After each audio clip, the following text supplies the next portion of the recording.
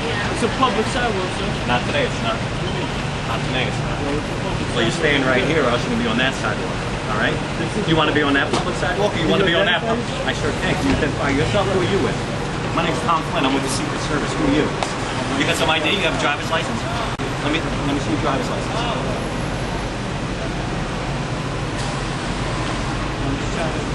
Well, hey, you asked me my identification. Let me see your identification. But I wasn't doing that. Why'd you need to see my identification? What was I doing wrong? Asking me to move to the. Listen, in about 2 seconds, you're going over to the other sidewalk. In about 2 seconds, you're going. In about 2 seconds, you're going over to the other sidewalk. But do you understand why I asked you and why you cannot ask me? Because this is the law. Are you kidding me? You're telling me the law? Well, I know the law. All right, you stay right there. That's fine. Okay. But what were you gonna hold me? I mean, are you trying to kidnap me? Right? Am I touching you? I mean, you can't tell me where I could go, where I cannot go. You want to bet? You want to bet? Yes. I mean, I know my rights. I know I didn't do anything. This is called a protected zone, okay? United States Secret Service creates a protected zone whenever there's a protecting in town. You want to look that up on the internet? Go ahead. But still under the U.S. Constitution. Don't give me the U.S. Constitution. No, but that's what gives you. So it creates this country. I'm just trying to protect myself. Look it up on the internet, buddy. On the street, telling you to Title move. 18 U.S.C. 3056. Look it up. I mean, somebody look it up, me buddy. To move. You know, hey guys, you're gonna have to cross the street.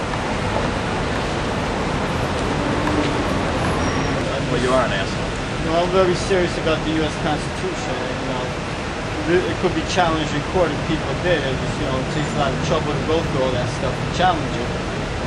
People's authority. But, you know, give a little authority to somebody, they definitely abuse it. Your license for somebody that told 50,000 heroes they were safe to breathe the air, and they cut 130 million business for them out there. I just want to ask a question like this. You know, 130 million is kind of respect the country. Father's responsible for 9/11. What about the majority of Americans that are saying your father's responsible? Intelligence was manipulated, and your children are being sent to Iraq, and you're all okay with it. You're all okay that you're going to go to Iran. Get out of my face. We're standing behind the line that a Secret Service agent wanted us to stand behind so that we wouldn't be too close to the bushes. And Gary was making some controversial statements, and some people who were waiting with us trying to catch a glimpse of the Bush girls and women were objecting to what he was saying. But there was one man who seemed to be getting quite angry at him. Even at one point, this man in the blue jacket cocked his fist at Gary, and he had a weird half smile on his face that guys get when they want trouble. The very surprising thing about the way this man was acting was that his daughter, who was in a wheelchair, was right there with him. It was very surprising to me that this man was making threatening gestures at Gary right while his daughter in a wheelchair was standing right there. Anyway, the Bush girls came out. Gary shouted at them. He said, you know, how do you feel about the, you know, he shouted at them something to the effect of Bush being responsible for 9/11 and how they feel about that. People feel that Bush is responsible for 9/11. Gary made his statement. He exercised his right of free speech.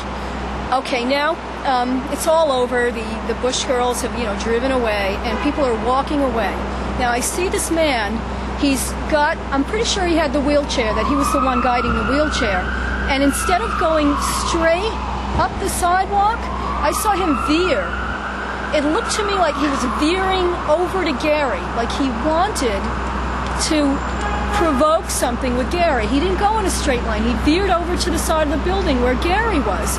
And then the next thing I know, he is freaking wailing on Gary. He's a larger man than Gary. And Gary, I didn't even see Gary fight back. This man was just pummeling him. He was pummeling him.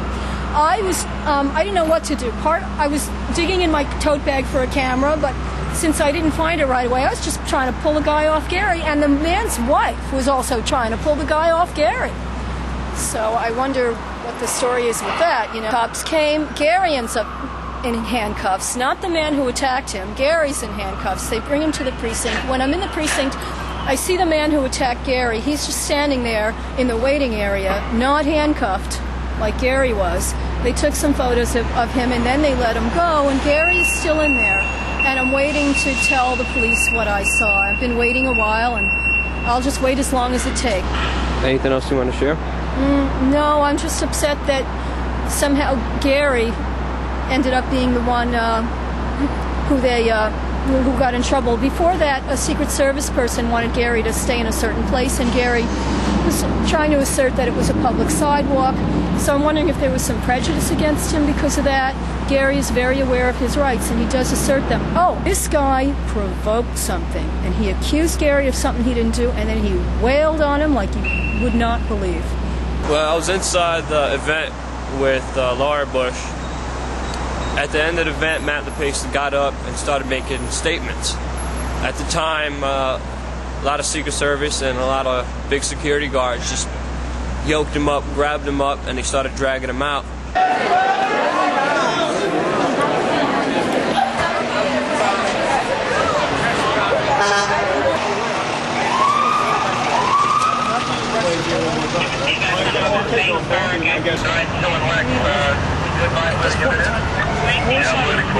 I told you. I was right there when against the door. You asked me for identification, of which I did not have to give identification. I was kicked out of the building for no reason. And now you committed criminal trespass. I didn't commit criminal trespassing. I had paid for a tech ticket, and I was sitting in my seat. And then you were arrested. I was under arrest. I was supposed to be picked up and removed and walked with them. I have a hard time. Hard time believing that. Folks, do me a favor, just take a step back. You're making me very uncomfortable. Suspect of a crime. I'm a suspect of what crime? I was being kicked out. Very least criminal trespass, possible assault. I don't think you guys do me a favor. Just back away, please. You back away, please. If I brought you to New York City, you walked up to me and you asked for identification. I don't have to give it to you. You guys just walk away, please. I'm just doing my job. I'm a witness as well. The officer told me to stay here. Yeah. The officers told me to stay here just in case I could also get a statement on what happened. I'm probably still over right now. What's that? What's that, this gentleman here? I was inside, so I saw the whole thing. So what chance did I have? I was broken in the building because I identified myself and was picking me up, forcibly carrying me out. I didn't resist. I didn't do anything. And after I left that building and they left me alone, you asked for my identification, okay, of which I don't have to provide you. I did nothing wrong. That's not Sir, and that's, do you have any idea what the New York City Penal Code, all 612 pages reflect? Do you have any idea what the first, the Bill of Rights is about, the Constitution? Freedom of press, freedom of speech, okay? You know what those things are? I don't want to be condescending nor derogatory, officer, but at this point you are standing in violation of my First Amendment rights. Now I am sitting here, detained, without cause nor reason, If I left you in your down police the vehicle. probably would have gotten that. Probably would have got my answer. Officer, I think I did you a favor. No, you said I was sitting in this car. When you placed the handcuffs on, you said that I was being placed handcuffs around me. Protection?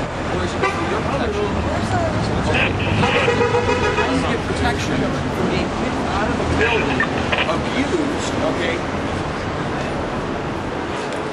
I got bounced out, and then I got further abused by Officer Swilling, who was just a standard citizen. Now you're telling me to shut up Officer what?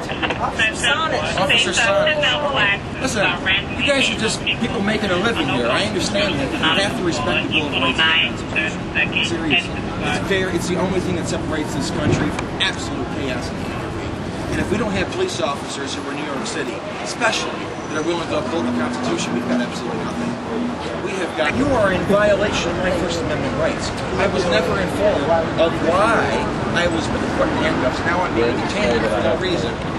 Our Provocateur is trying to start a fight to our organization. That's what happened today, where an unknown individual pummeled and assaulted one of our members for no reason, just for expressing his freedom of speech, which is a sad day. It's also sad seeing the police department in the back of me arresting Gary and not the man who started the fight and on the altercation with Gary.